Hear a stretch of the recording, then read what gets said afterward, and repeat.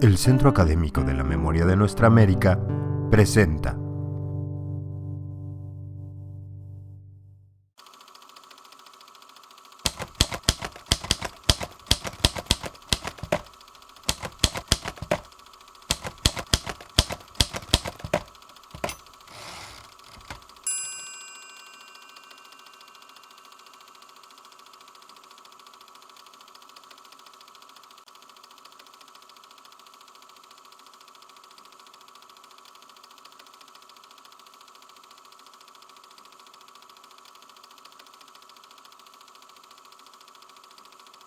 Regresa a Nicaragua, emprende su lucha, sobre lo cual ya sabemos más.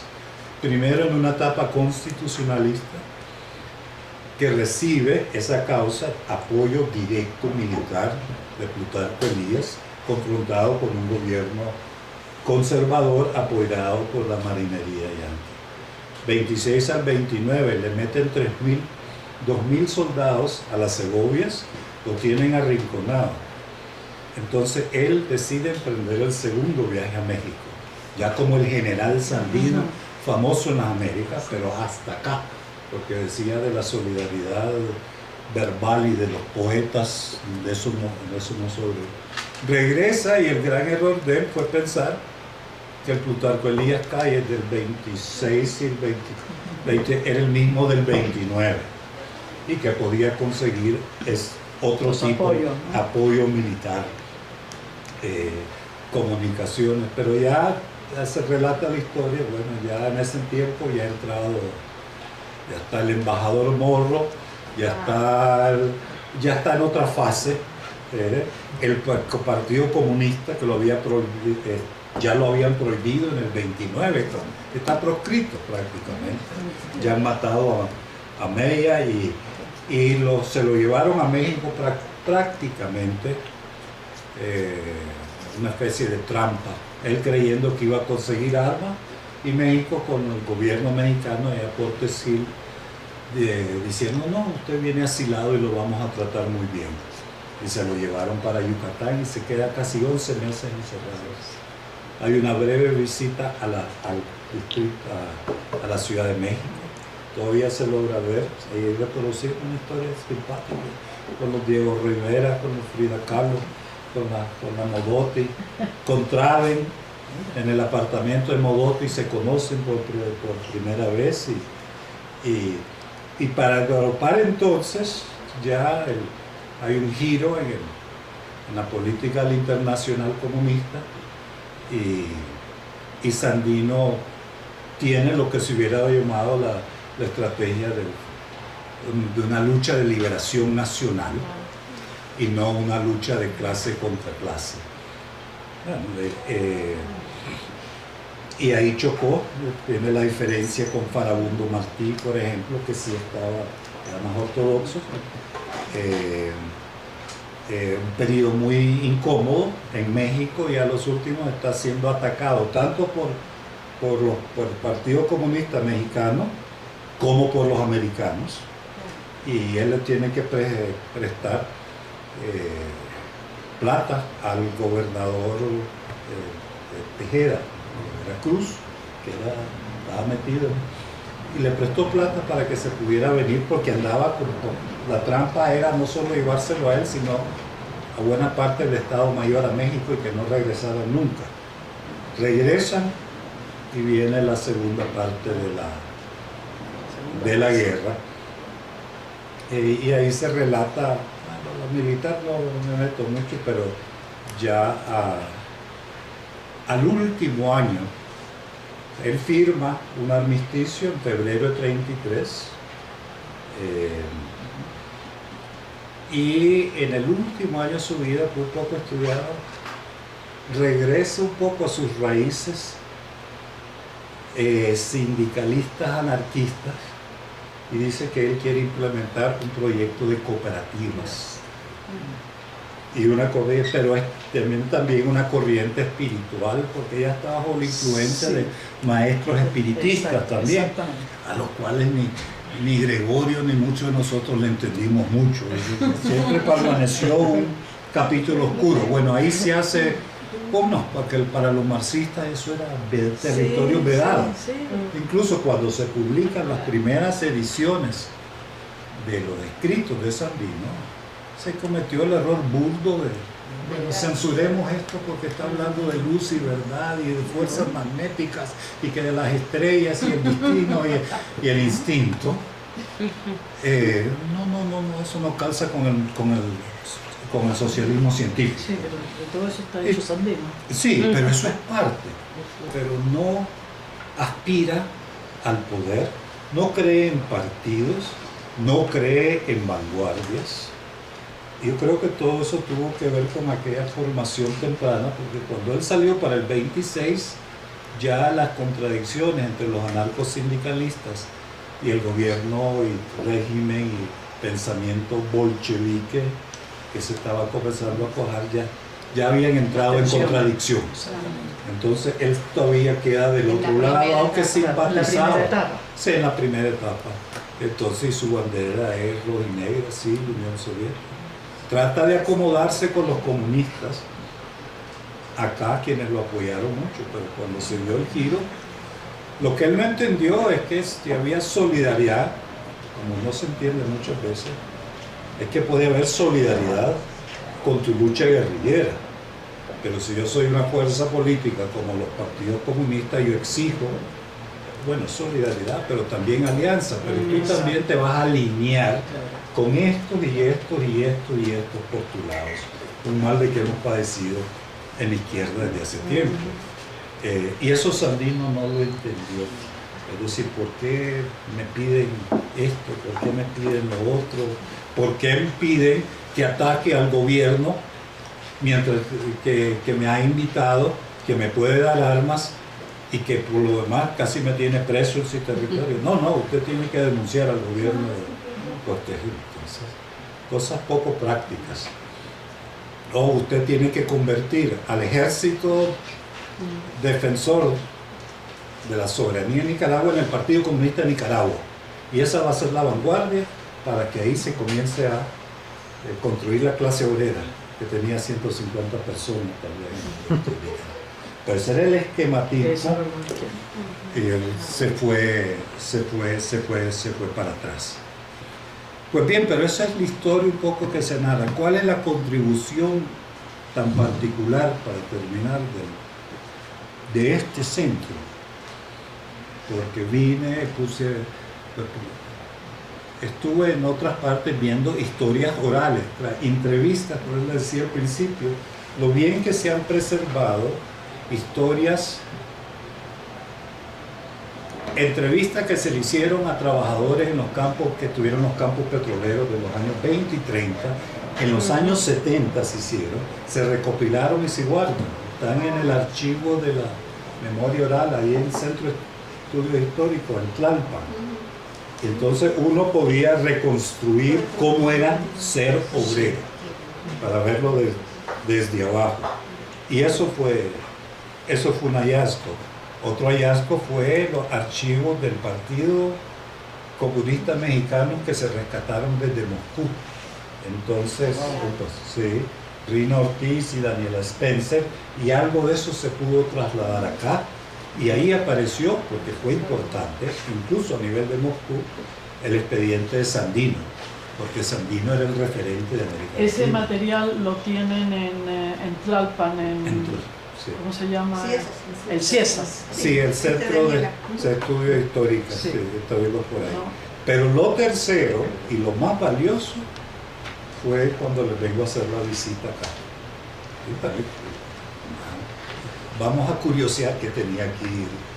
Repasar los archivos que Seltzer utilizó para su biografía y que se utilizaron también para la primera compilación de textos de cartas de Sandino en el 80. Entonces, aparte que aparecieron unas cartas de Sandino, que están aquí, las originales incluso copiadas, que se le escapó al de 1900, inicios de 27, que casi no hay nada, cuando él en la etapa constitucionalista, porque luego es antiimperialista cuando le declara la guerra a los marines y se dedica a cazar marines. Pero lo más valioso fue un expediente que una de las compañeras sentaba en esta mesa y me decía, ¿y usted ha visto esto? Y es el expediente de entrevistas que hizo Gregorio y Marta en el 80-81 a trabajadores que conocieron a Sandino. Y eso fue una porque sí, él estuvo aquí, estuvo ahí, por acá, y traía, y leía esto, y este era su mejor amigo, y confirmó la existencia de su maestro de masonería en Álamo, que luego descubrí, era toda una personalidad, pero era su maestro de teología. Él andaba buscando maestros siempre. Y ese fue uno de que porque iban y se reunían, círculos, y discutían política, pero discutían también los orígenes del universo y qué pasa uno cuando después de que se muere. Porque esa era la curiosidad del Sandino.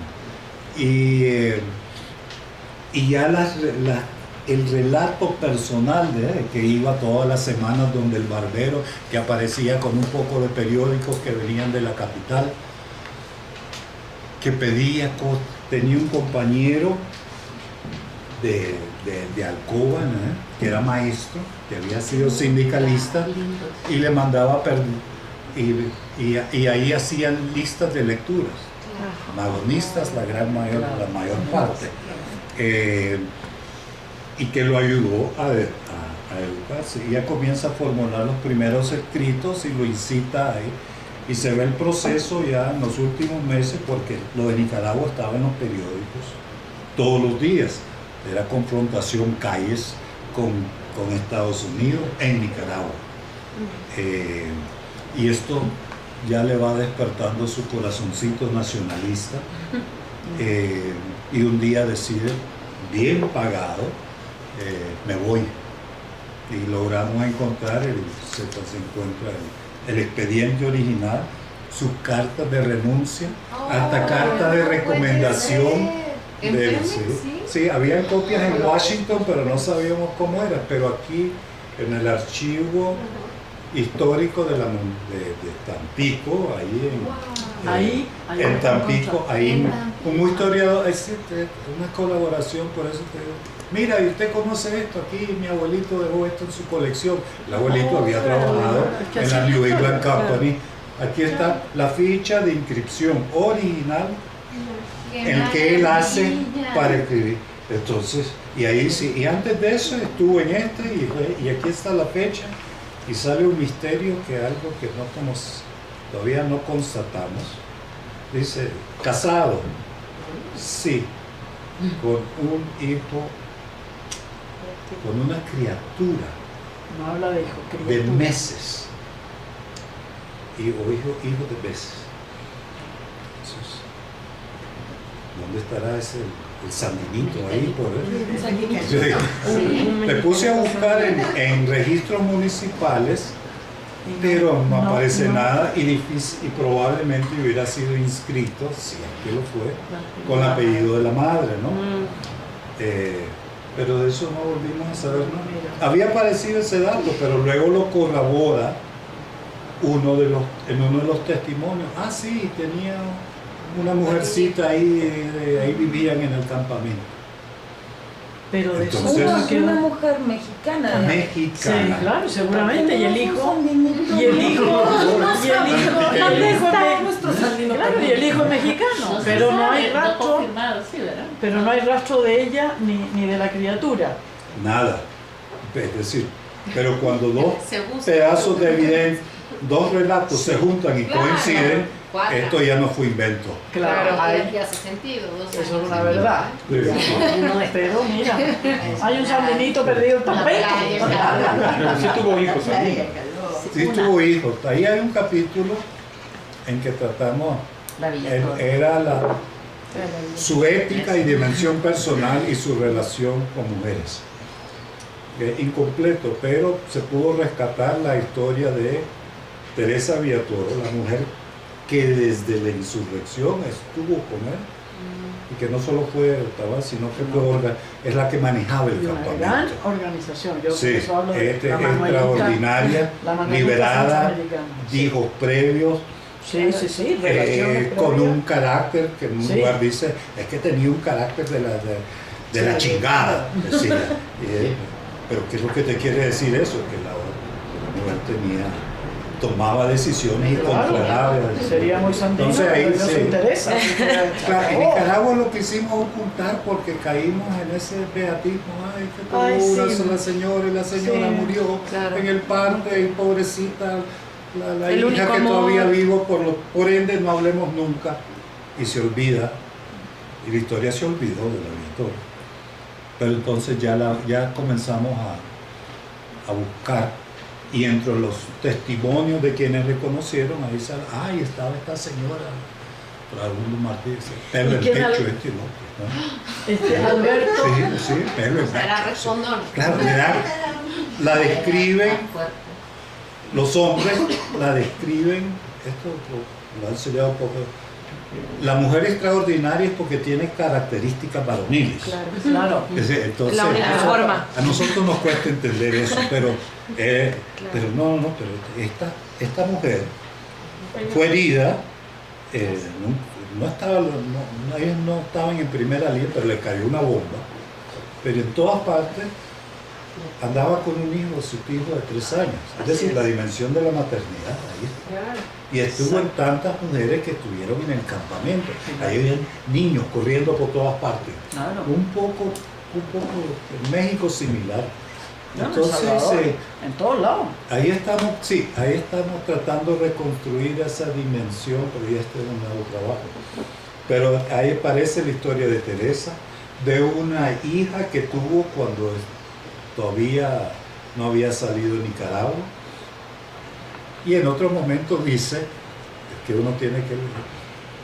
La necesito a mi lado porque ella maneja cosas del campamento y muchos detalles de los que yo no me puedo ocupar.